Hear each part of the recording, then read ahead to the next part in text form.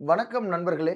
நம்ம இன்றைக்கான வீடியோல எது ரிலேட்டடா பார்க்க போறோம்னா, Tamil Nadu legislative assembly history. Tamil Nadu சட்டப்பேரவை அதோடைய வரலாறுகள், தமிழ்நாடு சட்டப்பேரவை சம்பந்தமான சில முக்கியமான தகவல்கள் தான் நம்ம இன்னைக்கு பார்க்க போறோம்.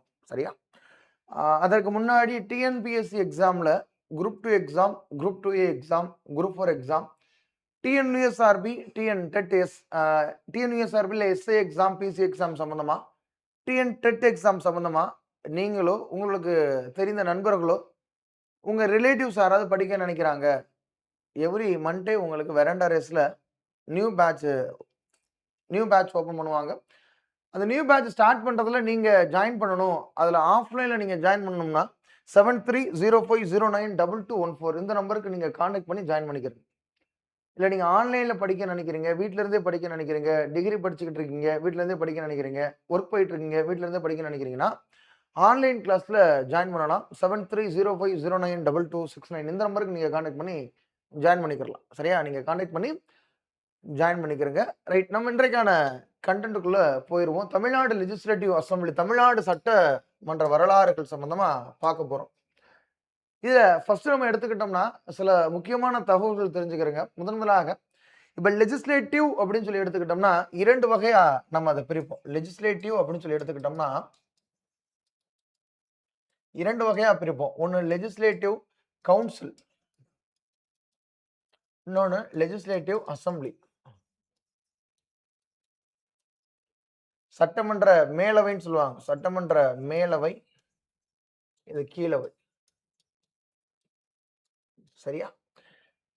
முதலாக நம்மளுடைய தமிழ்நாடு பொறுத்தளவு அப்போது மெட்ராஸ்ன்னு சொல்லுவாங்க. மெட்ராஸ்ல சட்டமன்ற மேலவை தான் உருவானுச்சு. தமிழ்நாட்டுல முதலாக சட்டமன்ற மேலவை தான் 1861 இந்தியன் கவுன்சில் ஆக்ட், இந்திய சபை சட்டம் இல்லாட்ட இந்திய கவுன்சில் சட்டம் சொல்லக்கூடிய அதுல தான் முதலாக சட்டமன்ற மேலவை என்பது உருவாக்கப்பட்டது. மெட்ராஸ் சட்டமன்ற மேலவை முதலாக 1861ல உருவாக்குனாங்க.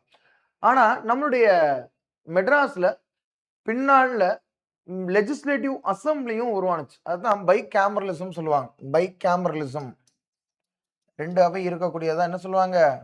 பை கேமரலிசம் அப்படின்னு சொல்லுவாங்க. ஈரவை கொண்ட சட்டப்பேரவைன்னு சொல்லுவாங்க.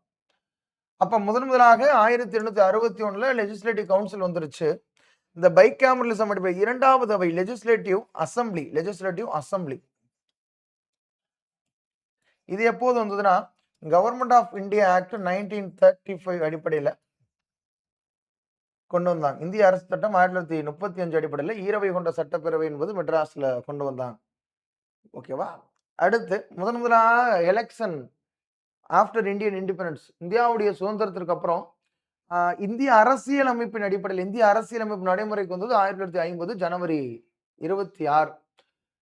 இந்திய அரசியலமைப்பு நடைமுறைக்கு வந்ததுக்கு அப்புறம் இந்திய அரசியலமைப்புல எலெக்ஷன் கமிஷன் சொல்லியிருப்பாங்க. அதுல ஆர்டிகல் 326ல 18 வயதை பூர்த்தியடைந்த அனைவருக்குமே வாக்களிக்கக்கூடிய உரிமை கிடைச்சிரும். கருப்போ, சிவப்போ, நெட்டையோ, குட்டையோ, ஆணோ, பெண்ணோ, இல்ல பணம் இருக்கிற ஆளோ, பணம் இல்லாத ஆளோ, அதனால் வேறுபாடுகள் கிடையாது. எல்லாருக்குமே ஓட்டு போடக்கூடிய ரைட்ஸ் கிடைச்சிரும். 1952 தான் முதலாக பொதுத் தேர்தல் நடந்தது. வயது வந்தோர் வாக்குரிமை அடிப்படையில் முதலாக பொதுத் தேர்தல் நடந்தது 1952ல தான். அதான் அதுல கொடுத்திருப்பாங்க. அடுத்து நம்மளுடைய மெட்ராஸ் அதற்கப்புறம் 1969ல தமிழ்நாடுன்னு சொல்லி பேர் மாறுவாங்க. மெட்ராஸ் வந்து தமிழ்நாடு அப்படின்னு சொல்லி பேர் மாத்துவாங்க. தற்போது நம்முடைய தமிழ்நாட்டுல சட்டப்பேரவை என்பது ஒரே ஒரு அவையா தான் இருக்கு. Legislative assembly. லெஜிஸ்லேட்டிவ் அசெம்பிளி மட்டும் தான் இருக்கு. அப்ப லெஜிஸ்லேட்டிவ் கவுன்சில் என்ன ஆனுச்சு அப்படின்னா, இடையில எம்ஜிஆர் அவருடைய அரசாங்கத்தின் பொழுது, அவருடைய ஆட்சியின் பொழுது சட்ட மேலவை என்பது நீக்கப்பட்டது. இது எப்போது? நவம்பர் மாதம் 1ஆம் தேதி 1986ல. நவம்பர் 1 1986ல இப்ப சட்ட மேலவை என்பது அப்ப நீக்கிருவாங்க. இப்ப சட்ட மேலவை எப்படி நீக்குவாங்க? இது சம்பந்தமா ஆர்டிகல் 169ல சொல்லியிருப்பாங்க. இந்திய அரசியலமைப்புல ஆர்டிகல் 169ல சொல்லியிருப்பாங்க. இப்ப தமிழ்நாட்டுல சட்டமேலவை நீக்கணும், இல்ல சட்டமேலவை கொண்டு வரணும் அப்படின்னா, அந்த அப்போது லெஜிஸ்லேட்டிவ் அசெம்பிளில ஸ்பெஷல் மெஜாரிட்டி,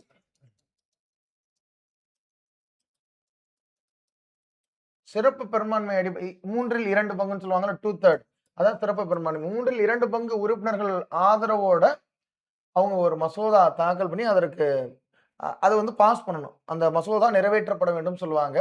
இங்க நிறைவேற்றப்பட்ட மசோதா பாராளுமன்றத்துக்கு போகும், பார்லிமென்ட்க்கு போகும்.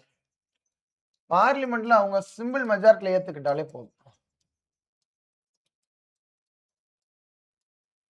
சாதாரண பெரும்பான்மை. அவைக்கு வருகை புரிந்து வாக்களித்தவர்களில் பெர்சன்ட் அண்ட் வோட்டிங். அவைக்கு எத்தனை பேர் போயிருக்காங்க, அதுல எத்தனை பேர் ஓட்டு போட்டிருக்காங்களோ, அதுல வந்து 50% எபோவ் இருந்தா போதும். ஆட்டோமேட்டிக்கா லெஜிஸ்லேட்டிவ் கவுன்சில் அபாலிஷ் ஆயிரும். இல்ல லெஜிஸ்லேட்டிவ் கவுன்சில் கொண்டு வந்துரலாம். இப்ப அந்த மெத்தட் யூஸ் பண்ணி தான் நவம்பர் 1, 1986ல சட்ட மேலவை என்பது தமிழ்நாட்டுல நீக்கிட்டாங்க. எக்ஸாம்ல நெறைய முறை கேட்டிருக்காங்க. அதே மாரி மெட்ராஸ் என்பது தமிழ்நாடு அப்படின்னு எப்ப பேர் மாறுனுச்சு அப்படின்னா, ஜனவரி 14, 1969ல இருந்து தான் நடைமுறைக்கு வந்தது. சுதந்திரத்திற்கு பிறகு சரிங்களா? இப்ப நீங்க அது கரெக்ட்டா தெரிஞ்சுக்கிறணும். இந்தியால குறிப்பா நம்மளுடைய தமிழ்நாட்டுல 1920ல இருந்து 2026 வரைக்கும் யார் யாருன்னா சிஎம்மா இருந்தாங்க. கண்டிப்பா தெரிஞ்சு வச்சுக்கிறணும். அதுல குறிப்பா இந்தியாவுடைய சுதந்திரத்தின் போது டியூரிங் த இந்தியன் இண்டிபெண்டன்ஸ் இந்தியாவுடைய சுதந்திரம் ஆகஸ்ட் 15, 1947 அந்த நேரத்துல இந்தியாவுக்கு யாரு இந்தியால நம்முடைய மெட்ராஸ்க்கு யாரு சிஎம்மா இருந்தாங்கன்னா, ஓமந்தூரார் தான் சிஎம்மா இருப்பார். ஓமந்தூர் ராமசாமி அப்படின்னு சொல்லக்கூடியவர் தான் சிஎம்மா இருப்பாரு. இந்தியாவுடைய குடியரசின் போது ஜனவரி 26, 1950 சரிங்களா? அரசியலமைப்பு நடைமுறைக்கு வந்ததுன்னா, அதான் நம்ம என்னன்னு சொல்றோம்? ரிபப்ளிக் டேன்னு சொல்லி செலிப்ரேட் பண்றோம்ல. அந்த நேரத்துல நம்முடைய மெட்ராஸ்க்கு யாரு சிஎம்மா இருந்தது? பி.எஸ். குமாரசாமி ராஜா இருந்திருப்பாங்க. அதே மாதிரி 1947 ஆகஸ்ட் 15, 1950 ஜனவரி 26 இந்த 2 தேதிகளின் பொழுது நம்மளுடைய மெட்ராஸ் மாகாண காங்கிரஸ் கட்சிக்கு தலைவராக யார் இருந்தா அப்படின்னா, காமராஜர் தலைவராக இருப்பாங்க. ஓகேவா? யார் சிஎம்ங்கிறா அதுக்கு வேற ஆன்சர். யாரு காங்கிரஸ் கட்சிக்கு தலைவரா இருந்தாங்கன்னா, காமராஜர் இருப்பாங்க. ஓகேவா? சுதந்திரத்திற்கு பின் சுதந்திர இந்தியாவின் மெட்ராஸ் மாகாணத்தின் முதலமைச்சராக யார் இருந்தா? ஓ.பி. ராமசாமி. இவருக்கும் காமராஜருக்கு இடையில சில கருத்து வேறுபாடு இருக்கும். பதவி விலக சொல்லுவாங்க இவர.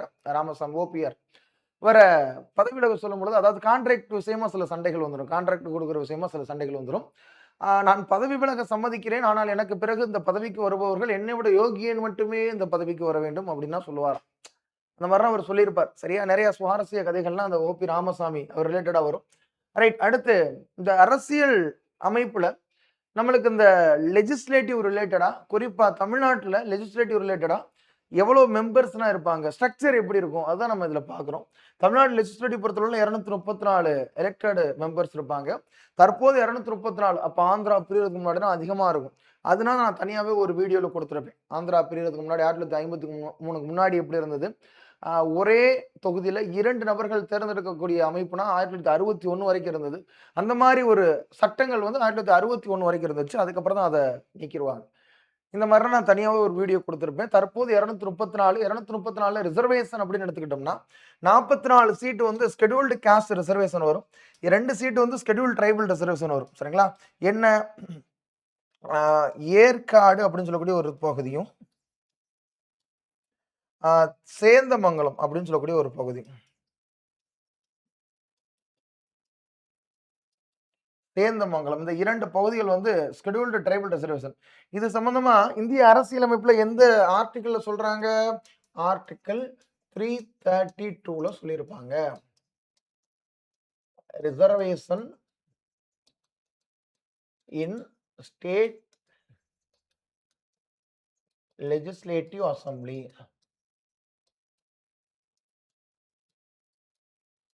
Reservation in state legislative assembly. சரிங்களா? SC ST reservation. Scheduled caste, scheduled tribal reservation in state legislative assembly. மாநில சட்டமன்ற கீழவையின் எஸ்சி/எஸ்டி இடஒதுக்கீடுன்னு சொல்லுவாங்க. ஓகே. அடுத்து இப்ப இந்த ஓகே இது விப் ரிலேட்டடா. அடுத்து நம்மளுடைய சட்டப்பேரவை பொறுத்தளவுல பதவிக்காலம் எத்தனை வருஷம்? 5 வருஷம். எல்லாருக்குமே தெரியும். அதற்கு இடையில கிடைக்கிறதுனாலும் கிடைக்கலாம். சரிங்களா? அதற்கு இடையில கிடைக்கலனாலும் கிடைக்கிறதுனாலும் கிடைக்கலாம். அதே மாரி கோரம் சொல்லுவாங்க. குறைந்தபட்ச வருகை பதிவு.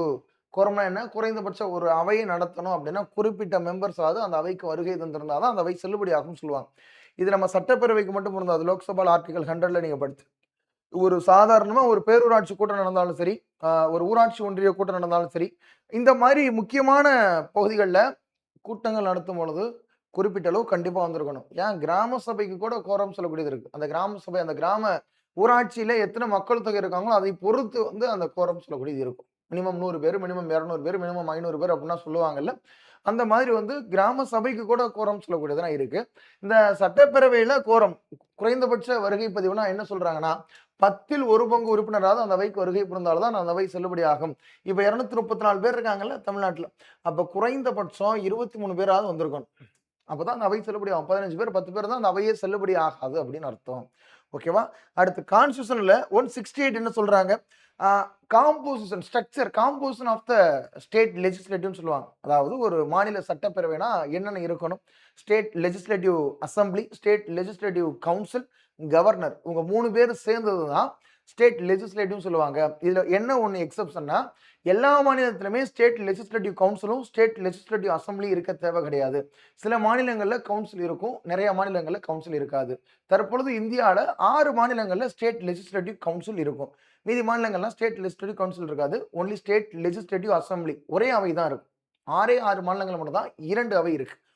ஓகே. அடுத்து ஸ்பீக்கர், சபாநாயகர். யார் அந்த சபாநாயகர் தான் நான் எஸ்டர்டே நான் உங்களுக்கு லைவ் கிளாஸ் எடுத்துட்டு வரும்பொழுது முதல் கேள்வியாவே தான் கேட்டிருப்பேன். சபாநாயகர் தான் சட்டமன்றத்துடைய தலைமை அலுவலர் அப்படின்னு சொல்லுவாங்க. Presiding officer of the assembly அப்படின்னு யார் சொல்லுவாங்கன்னா, ஸ்பீக்கர் அவர் தான் சொல்லுவாங்க. அதே மாதிரி முதலாக 1952ல சபாநாயகரா யார் வந்தா? சிவ சண்முகம் பிள்ளை அப்படின்னு சொல்லக்கூடியவர் தான் முதலாக சபாநாயகரா வந்தது. அப்ப சபாநாயகருக்கு எலெக்ஷன் எதுவும் வைப்பாங்களா? அதுக்கு மக்கள் எதுவும் ஓட்டு போடணுமா? தமிழ்நாடு சட்டப்பேரவைக்கு சபாநாயகர் தேர்ந்தெடுக்கிறதுக்கு சபாநாயகர் எலெக்ஷன் சொல்லி வைப்பாங்களா? அப்படி கிடையாது. யாரு அவையில வின் பண்ண அந்த எம்எல்ஏ இருக்காங்கல்ல, எம்எல்ஏ பதவி பிரமாணம் எடுத்ததுக்கு அப்புறம் சபாநாயகர் தேர்தல்னு சொல்லி அனௌன்ஸ் பண்றாங்க. அந்த சபாநாயகர் தேர்தலுக்கு வேட்புமனு பண்ணுவாங்க. ஆளுங்கட்சி தரப்புல வேட்புமனு பண்ணுவாங்க. ஒருவேளை எதிர்க்கட்சி தரப்புலயும் வேட்புமனு பண்ணாங்கன்னு வச்சுக்கோங்களேன் சபாநாயகர் தேர்தலுக்கு. அப்ப 2 பேருக்கு இடையில அப்ப மெஜாரிட்டி வோட்டிங் பார்ப்பாங்க. சிம்பிள் மெஜாரிட்டில யார் லீடிங் வாங்குறாங்களோ அவங்க தான் சபாநாயகர். சிம்பிள் மெஜாரிட்டி தான் பார்ப்பாங்க. Simple majority. அப்ப அவையில யாரெல்லாம் செலக்ட் ஆயிருக்காங்களோ தேர்ந்தெடுக்கப்பட்ட உறுப்பினர்களுக்குள்ளேயே சபாநாயகர் தேர்ந்தெடுத்துக்குருவாங்க. சரியா? அவையின் உறுப்பினர்களால் சபாநாயகர் தேர்ந்தெடுக்கப்படுகிறார். காஸ்டிங் ஓட் எல்லாருக்கும் தெரியும். முடிவெடுக்கும் வாக்கு அப்படின்னு சொல்லுவாங்க. முடிவெடுக்கும் வாக்குனா, இப்போ அவையில ஒரு பில்லு வந்து ஓட்டிங்க்கு விடுறாங்க. ஒரு பில் ஓட்டிங் விடுறாங்க. 200 பேர் ஓட்டு போடுறாங்க. 200 பேர் அந்த பில்லுக்கு ஓட்டு போடுறாங்க. எஸ்ன்னு எத்தனை பேர் சொல்றாங்க? 100 பேர் சொல்றாங்க. நோன்னு எத்தனை பேர் சொல்றாங்க? 100 பேர் சொல்றாங்க. அப்ப அந்த இடத்துல ஈக்குவலா இருக்கா? அந்த இடத்துல ஈக்குவலா இருக்கா? அப்ப அவையில ஒரு மசோதா வாக்கெடுப்பு விடும் பொழுது, அந்த வாக்கெடுப்பு விடும் பொழுது ஈக்குவலா சமநிலை ஏற்பட்டால் அந்த நேரத்துல முடிவெடுக்கக்கூடிய அதிகாரம் இப்ப சபாநாயகர் எஸ் சைடு சாஞ்சாருன்னா அதுதான் பிரிவேல் ஆகும். சிறப்புரிமை பெறும் சொல்லுவாங்க. சபாநாயகர் நோ சைடு சார்ந்தாருன்னா இதுதான் பிரிவேல் ஆகும். அதுதான் சிறப்புரிமை பெறும் சொல்லுவாங்க. அப்ப சமநிலை ஏற்படும் பொழுது சபாநாயகர் தனது வாக்கை பயன்படுத்தக்கூடிய அதிகாரத்திற்கு பேர் தான் காஸ்டிங் ஓட்டுன்னு சொல்லுவாங்க. இது லெஜிஸ்லேட்டிவ்ல இருக்கக்கூடிய ஸ்பீக்கருக்கு மட்டும் பொருந்தாது. லோக்சபா ஸ்பீக்கருக்கும் இருக்கும். அதே மாதிரி ராஜ்யசபா சேர்மனுக்கு இருக்கும். ராஜ்யசபா சேர்மனா யார் இருப்பா? Vice president of India. இந்தியாவுடைய குடியரசு துணைத் தலைவர் இருப்பாங்க. அதே மாதிரி ஸ்டேட் லெஜிஸ்லேட்டிவ்ல அசெம்பிளி ஸ்பீக்கர் சபாநாயகர் இருக்காருல்ல, சட்டப்பேரவை சபாநாயகருக்கு இருக்கும். ஒருவேளை ஸ்டேட் லெஜிஸ்லேட்டிவ் கவுன்சில் இருந்தால் அந்த கவுன்சிலுக்கு சேர்மனா இருக்கக்கூடியவங்களுக்கு அந்த அதிகாரம் இருக்கும்.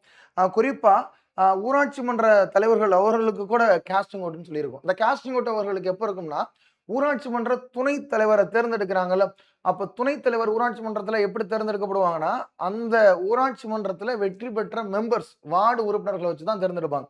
வார்டு உறுப்பினர்கள் தங்களுக்குள்ளேயே துணைத் தலைவரை தேர்ந்தெடுப்பாங்க. அப்ப வார்டு உறுப்பினர் 2 பேர் போட்டி போடுறாங்க. 2 பேருக்குமே ஈக்குவலா வருதுன்னா, பிரசிடென்ட் எந்த வார்டு அந்த போட்டி போடுறாங்களோ 2 பேர் எந்த சைடு சாயிறாரோ அவர்தான் vice president of the village பஞ்சாயத்துன்னு சொல்லுவாங்க. சரியா? அடுத்து பவர்ஸ். என்ன பவர்? லா மேக்கிங் பவர்னு சொல்லுவாங்க. சட்டம் இயற்றக்கூடிய அதிகாரம். எதுல சட்டம் நிறைவேற்றலாம்? நம்ம நினைக்கிறது எல்லாத்தையும் சட்டம் கொண்டு வர முடியாது. நம்ம பாட்டுக்கு நினைக்கிற எல்லாத்தையும் சட்டம் கொண்டு வர முடியாது. நீங்க படிச்சிருப்பீங்க சென்டர் ஸ்டேட் ரிலேஷன்.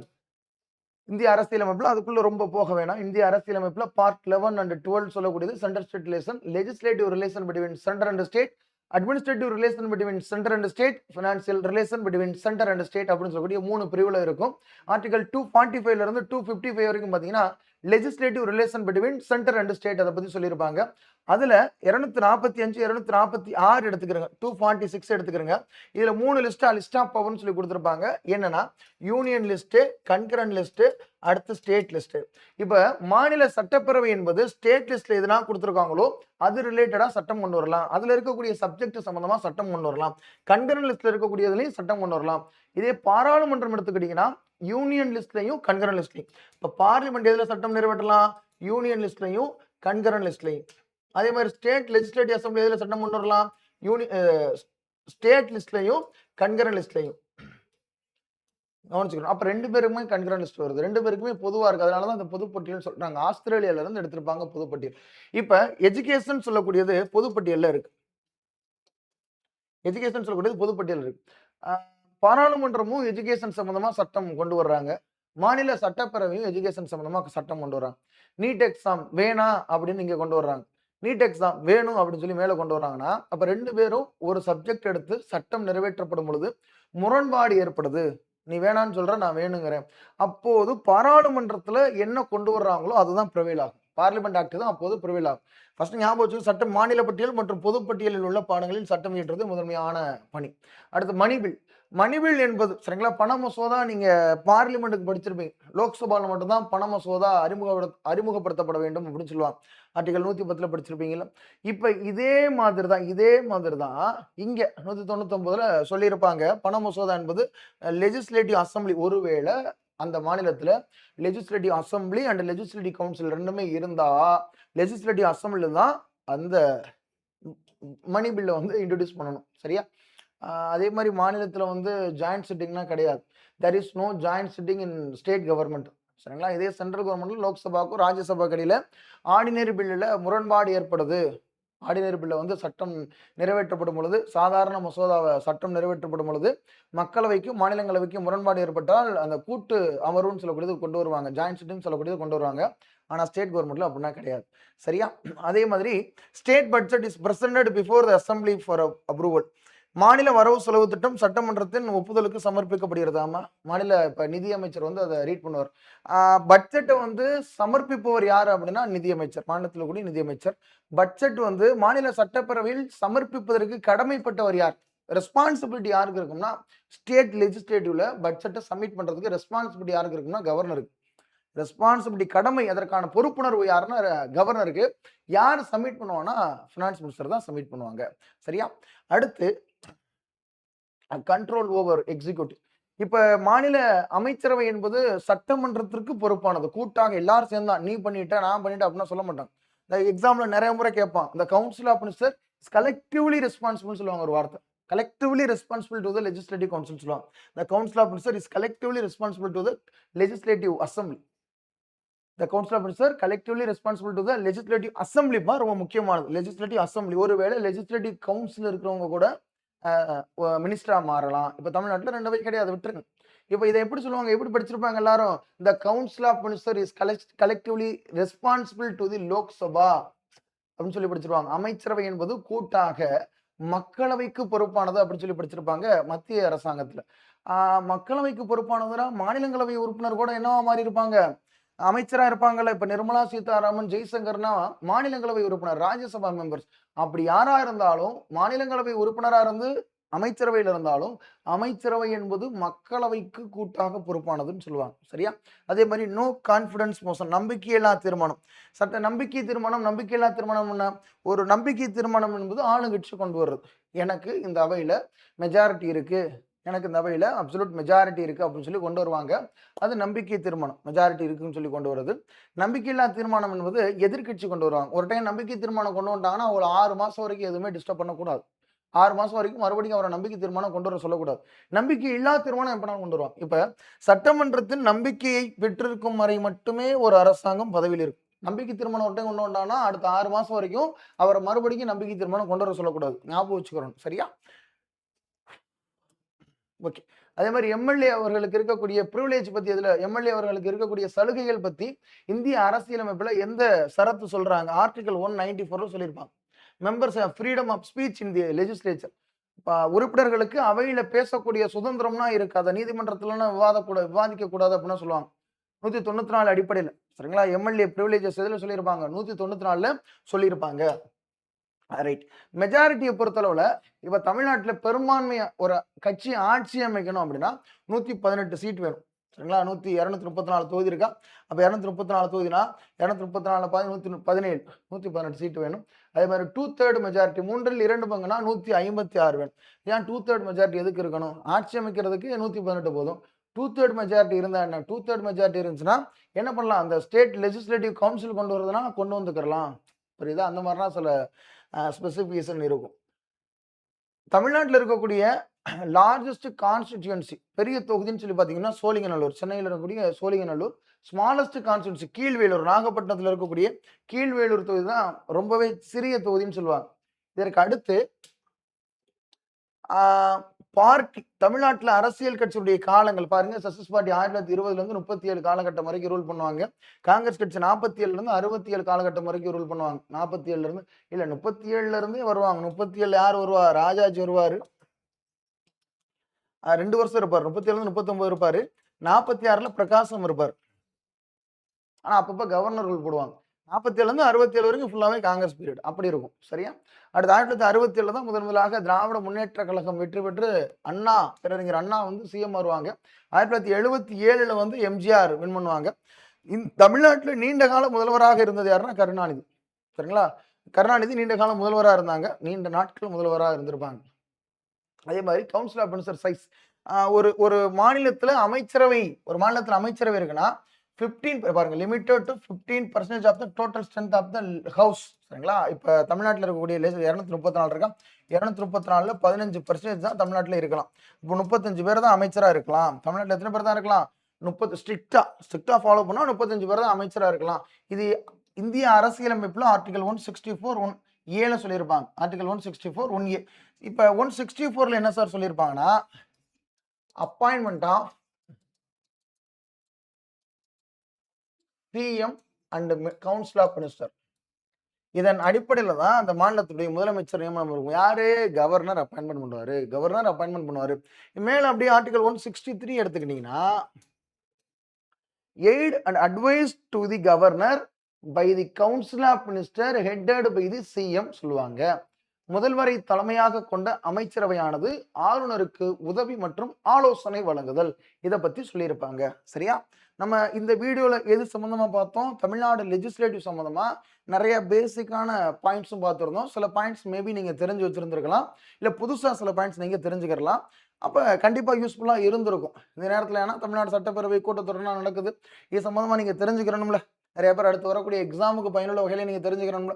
ஓகே. இதே மாதிரி உங்களுக்கு தமிழ்நாடு சட்டப்பேரவை சம்பந்தமாவோ, இல்ல வேற ஏதாவது ஒரு டாபிக் சம்பந்தமாவோ உங்களுக்கு ஏதாவது வேணும், கிளாஸஸ் வேணும், கொஸ்டின்ஸ் வேணும்னா தாராளமா நார்மல் கமெண்ட்ஸ்ல சொல்லுங்க. அடுத்து வரக்கூடிய நாட்கள்ல அது ரிலேட்டடா கிளாஸஸ் நான் கண்டிப்பா எடுத்துட்டு வர்றேன். சரியா? பார்க்கக்கூடிய நண்பர்கள் சேனலை சப்ஸ்கிரைப் பண்ணி வச்சுக்கிறங்க. உங்க நண்பர்களுக்கும் ஷேர் பண்ணுங்க. நெக்ஸ்ட் வீடியோல சந்திக்கலாம். நன்றி, வணக்கம். வாழ்க வளமுடன். நன்றி.